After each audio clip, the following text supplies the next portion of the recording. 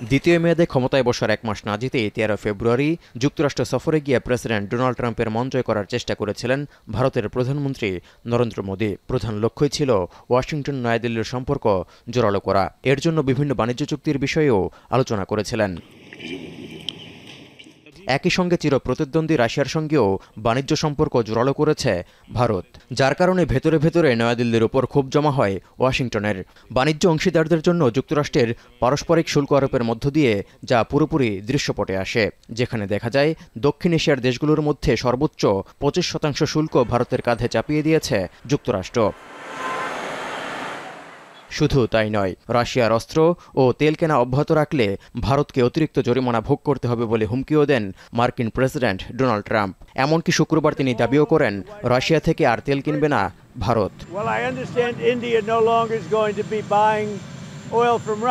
একদিন না যেতে ট্রাম্পের এই দাবি মিথ্যা প্রমাণ করল New Delhi.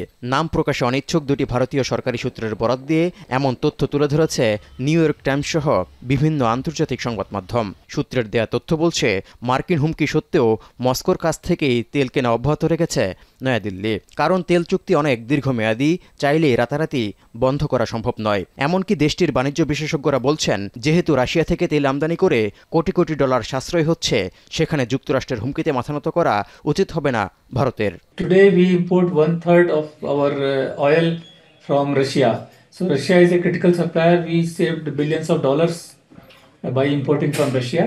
So I think government needs to take a call about how to do it. So many ifs and buts are there, and we have to see whatever is good in our interest, national interest. We have to take that decision.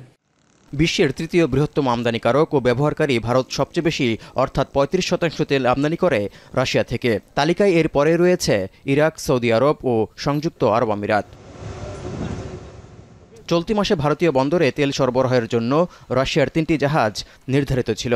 এই 3টি জাহাজের উপরই নিষেধাজ্ঞা দিয়ে রেখেছে Washington. তেল থেকে রাশিয়ার রাজস্ব কমানোর লক্ষ্যে কঠোর অবস্থানে যুক্তরাষ্ট্র ছাড়াও অন্যান্য পশ্চিমা দেশগুলো। ইউক্রেনের সাথে শান্তি চুক্তিতে সম্মত না হলে রাশিয়ার উপর 100% অতিরিক্ত শুল্ক আরোপের হুমকিও দিয়ে রেখেছেন মার্কিন president Donald Trump. Touhidur Rahman, এখন বিশ্ব। শিয়া বাটার ও ভিটামিন ই সমৃদ্ধ লিলি হালাল বিউটি সোপ, তারুণ্যময় উজ্জ্বল ত্বকের জন্য।